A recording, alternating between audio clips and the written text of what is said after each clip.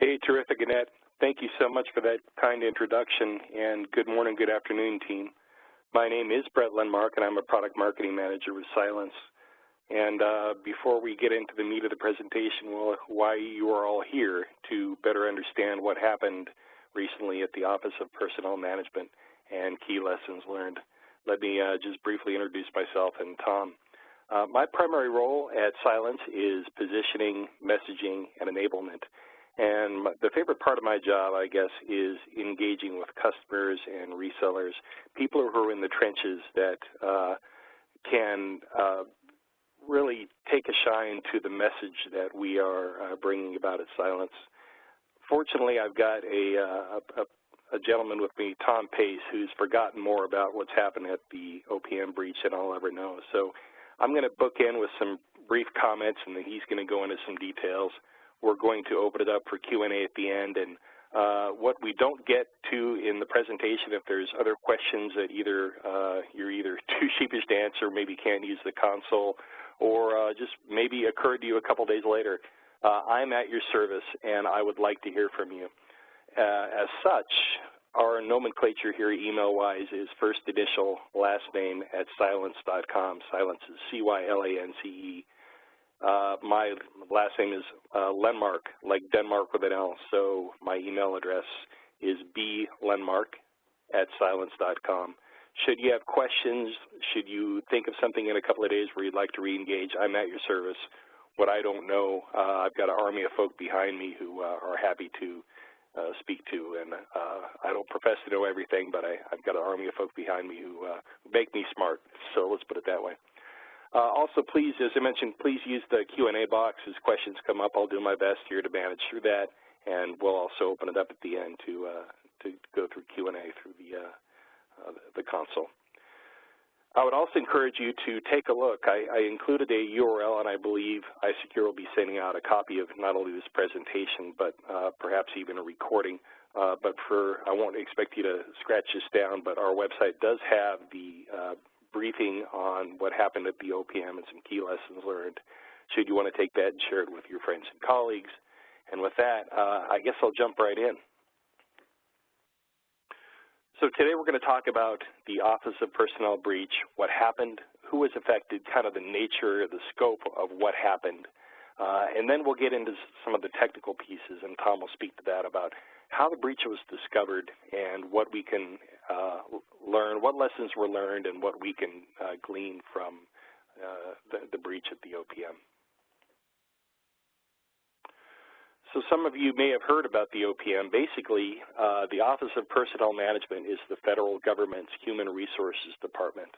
If you were to apply for a position within the federal government, or if you wish to have your privileges escalated, if you are hoping to work in a foreign capacity, in a foreign service office, you would certainly be familiar with this office and the subsequent questionnaire that a lot of the information on a PII, a personal identifiable information category, would be found.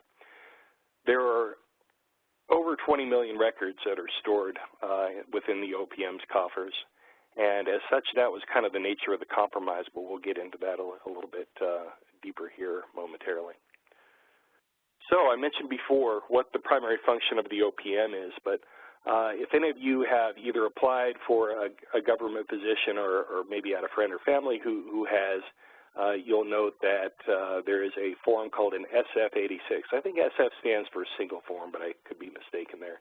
At any rate, it's fairly involved. It's just to read it took me over an hour, and I was even having to reply to it.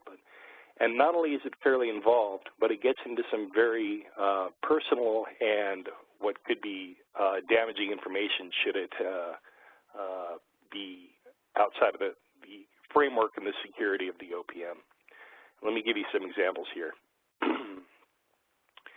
It discusses, not only does it ask you for your standard information, you know, where you've lived, where you've traveled, a lot about your familial relations, you know, certainly your siblings, your children, your parents and such, where they've lived for the last period of time. But it also asks you about things you would suspect. Have you been convicted of a crime in a court, and I think the threshold they have there for even things like traffic tickets is about $300. Certainly they want to know about drug use and things like that, but also there are some things you might not suspect. For example, have you ever had alcohol impair your ability to perform in your job? And things like that, information you probably, you certainly need to disclose if you're going to be applying for a federal job, but you wouldn't want out there in the mainstream and certainly wouldn't want out available to the highest bidder in that manner. So things like gambling issues. Have you ever been treated for a gambling addiction? Things like that, PII information. Anyway, the idea there is after, 128 pages of this, it gets pretty involved and no stones is left unturned. Certainly, as Joel Brenner calls it, this is the crown jewel material and a gold mine for a foreign intelligence service. Further, on a more personal level, you're probably familiar with the name James Comey, but he certainly reflected as to how this might, how this information reflected on his family. And he noted that everywhere that he's traveled, all of his family, all of their addresses, all of his children, that's all noted in this SF-86 form. So certainly information that is we would want to keep under high security. So I think we've done a fairly good job of describing the nature and the scope of the information here, but I've read the report from back to back. My wife's into mysteries and Tom Clancy novels. I had her read it, and she felt it was quite a page turner. So it doesn't read like your typical, the report that is, doesn't read like your typical federal government report. It's very interesting, very easy to read, as well as it has an entire chapter dedicated to the role of silence in the discovery of the breach and moving forward. I think that's actually what the title, Chapter 5, is, Silence's Role. So with that, Tom, I'm going to ask you to unmute yourself here, and hopefully that framed up what we're talking about here today enough for you to move forward with some of the more technical pieces about what Silence did and how the breach was discovered and moreover what they're doing about it. Tom, can you take her away? Yeah, sure thing, Brett. Appreciate it. Great. Yeah, so first I'll start off by talking about how Silence initially got involved. Next slide, please. So OPM was utilizing a standalone product at the time that was known as Silencebe, or that is known as Silencebe. And so the purpose of this particular tool is kind of a standalone executable. Now, it's important to understand this standalone executable is only going to detect malicious software on the endpoint, right? It's important to differentiate Silencebe from Silence Protect. Silencebe is purely a detection tool, whereas Silence Protect is the enterprise prevention tool. The other thing to really understand is Silencebe is going to use the same artificial intelligence and machine learning algorithms to detect malware as Silence Protect will use to prevent it. But Silencebe is just being used after the fact. So OPM had reason to believe that a few of their systems were compromised based on some alerts that they were seeing. So they ran Silencebe on those systems. Upon running Silencebe on those systems, they had detected a few pieces of malware on those systems, and then basically leveraged their relationship with Silence to bring us on site. Now, once we came on site, this is where we really get into the specific incident response tools and processes that we use, and then the fusion between services and product that we utilize here at Silence. Next slide. So this slide here just kind of represents an aggregation of information associated with Silencebe that I've pretty much already talked about. So just that it's a standalone executable. It'll let organizations or IT personnel know if malicious files are resident on an endpoint, a network share, or even an image. But it's typically limited to one endpoint at a time, right?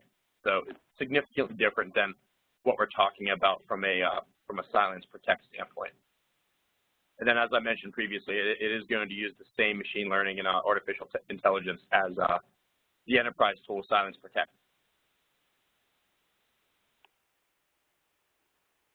So upon detection that we had kind of figured out there was a breach going on at OPM, the first thing that we did that was, you know, a pretty big deal was being able to deploy Silence Protect enterprise-wide to about 10,000 plus systems. So, you know, for an organization that's of that size, deploying any piece of software to 10,000 systems is a challenge. We were able to successfully deploy our software to those systems in approximately 48 hours. So, I mean, just dealing with the red tape and bureaucracy of A, the government, and then B, change management in general. So think about things like network segmentation and appropriate credentials, the one-offs where things just don't install appropriately for whatever reason. And we really didn't run into any issues during this deployment. So that was you know, kind of a testament to how silent the install can be and how the performance impact is basically negligible. You know, no restart is required as well. So it just kind of speaks to that. The more impressive thing, though, is really being able to move every system into prevention mode, which is essentially auto quarantine mode within approximately 4 days. The reason that was so difficult and so, you know, impressive was basically we had found approximately 2,000 plus pieces of malware on the systems within OPM. So we couldn't just automatically quarantine all of those, you know, executables that we detect as being malicious. And the reason for that is sometimes there are homegrown applications that are developed by organizations that are coded in such a, for lack of a better word, poor way that our software is going to pick them up as being malicious because of certain characteristics and features of those executables and applications. Additionally, you have, you know, IT administration tools or hacking tools that specific individuals may be using within the organization for good reasons, but that we are going to detect as malicious because they can also be used for malicious reasons. So we had to go through all of those pieces of malware manually and determine what was good, what was bad, and we were able to do that within 4 days. Granted, we had, you know, the best guys that Silence had to offer working on this due to the severity of the situation, but nonetheless, it was quite an undertaking to accomplish in such a short period of time. You know, it's worth noting, and unsurprisingly so, that OPM had a legacy antivirus solution deployed that wasn't really providing a whole lot of value for this particular breach.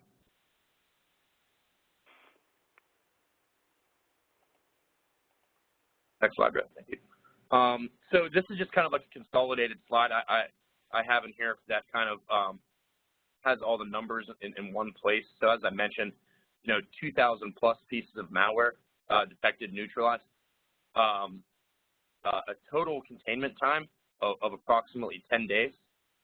And then a number of devices that were truly in a preventative-based approach was 10,000 plus after that full 10-day period. Hey, Tom, great story here. A quick question for you. You mentioned with that the OPM did have a legacy antivirus supplier. And perhaps you can comment, or maybe this is even coming later in your slides. I believe there's a comment on it later. But wasn't the prefix for brand M indicative of the fact that there was a breach within the OPM itself, and that they didn't have the brand M software there, or am I confused? The brand M software?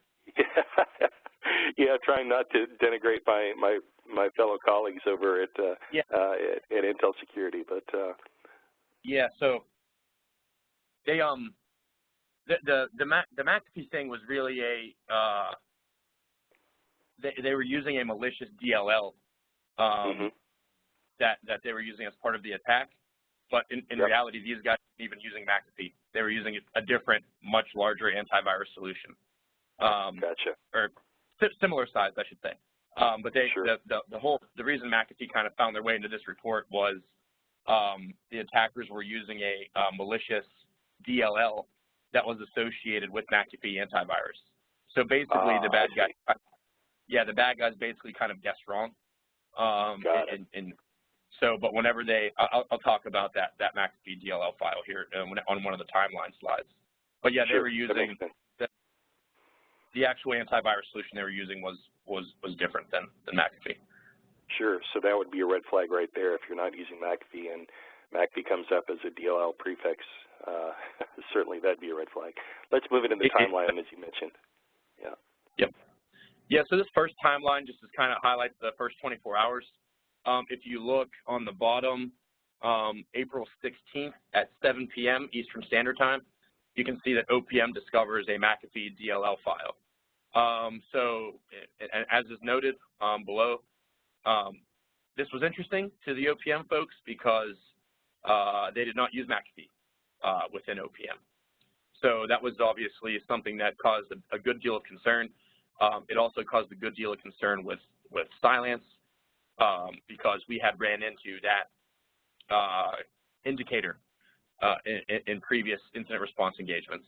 So we kind of had a good idea of who and what we were dealing with at that time. The other thing that's just kind of important here is just to basically understand the amount of activity that was really going on in the first 24 hours. There's, getting U.S. CERT involved, us coming in, deploying software, finding a couple other malicious files that were of note, such as the WCE file, and then, Chris Coulter, who's actually my boss, arriving on site. So that's just kind of an overview of what happened in the first 24 hours.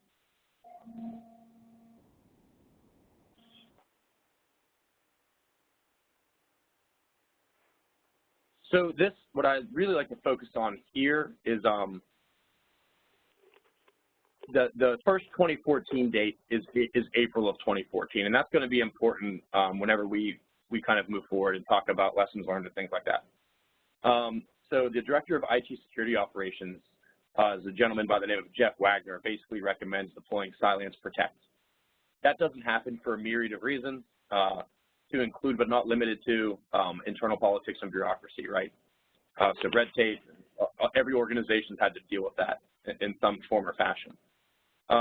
So let's fast forward to April 16th of 2015. OPM discovers suspicious activity on its network. So that's a year later, a year after the recommendation to utilize Silence Protect was made. So next slide, Brett. So this is a whole year after the fact now, as I mentioned. Basically what Jeff Wagner says here is, to kind of, condense it down, if you guys would have listened to me, we wouldn't have had this problem, is the basic gist of it. So, and this comes out as one of the lessons learned as well.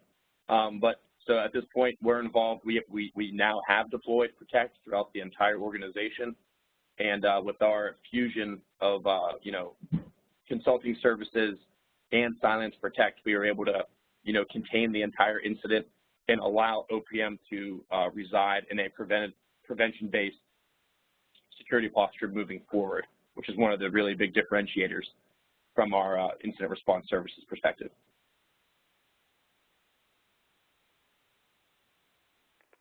This timeline here really just highlights when particular sets of data were exfiltrated, which also goes back to why that April month is really important, because we can see that the first set of data that was exfiltrated from July to August of 2014. Well, we know that OPM was looking at deploying Silence Protect in April. So that was a solid 3 months or so prior to the first set of information being exfiltrated. And then you see personnel records being exfiltrated in December, and then early 2015, the fingerprint data being exfiltrated as well. Yeah, Tom, I'm glad you brought that up because I think I omitted that in my preface comments.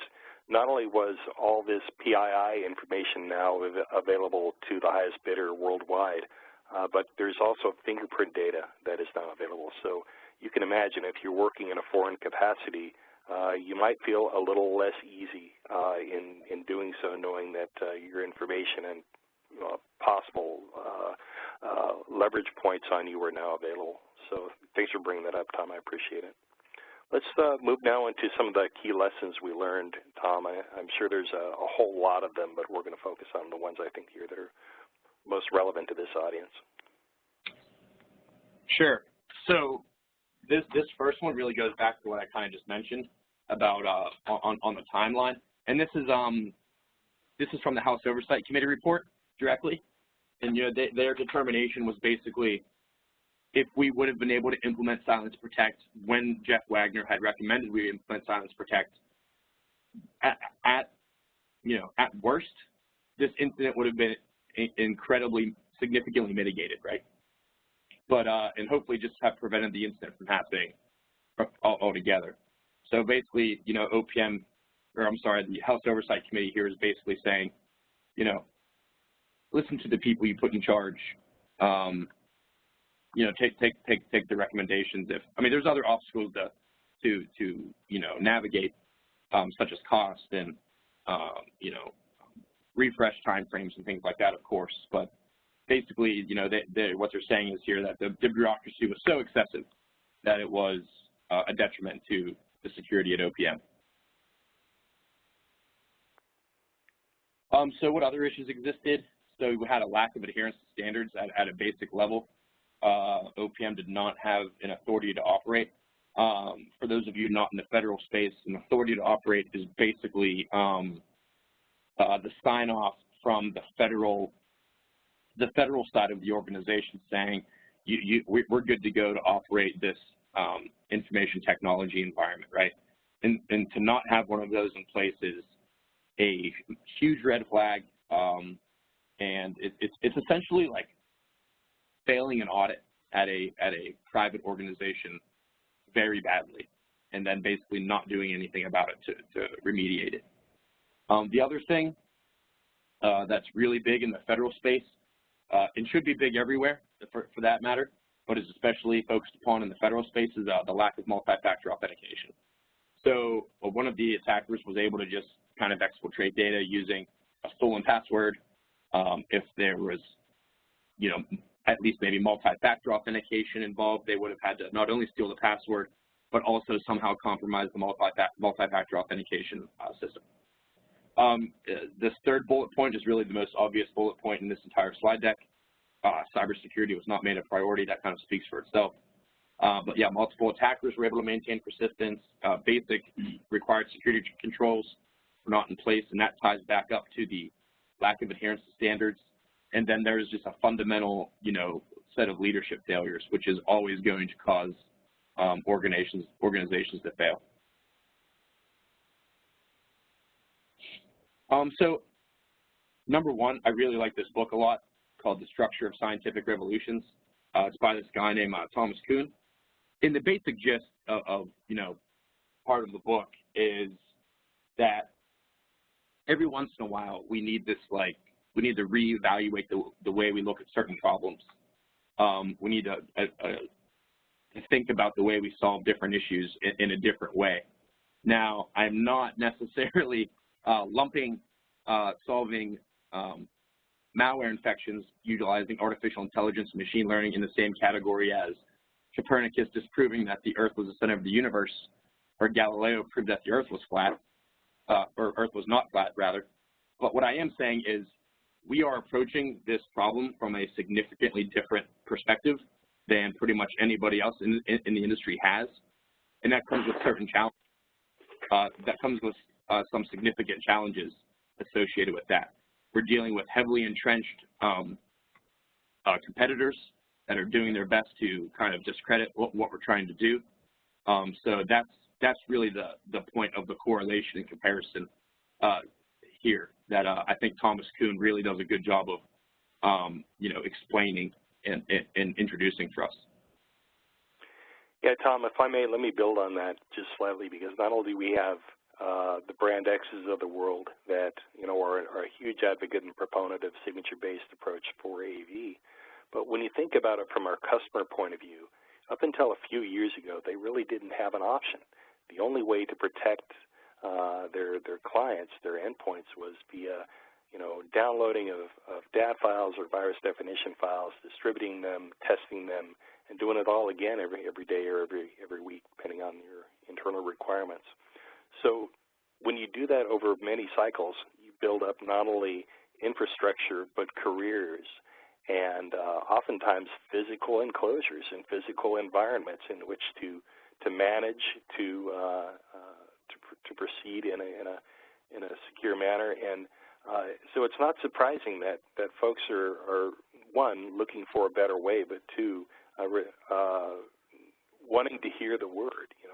Up until then, up until recently, they haven't really had a way of getting around just standard signature-based antivirus. So thanks for bringing that out. You're right. It's a challenge, and there is entrenchment, but there also is a solution.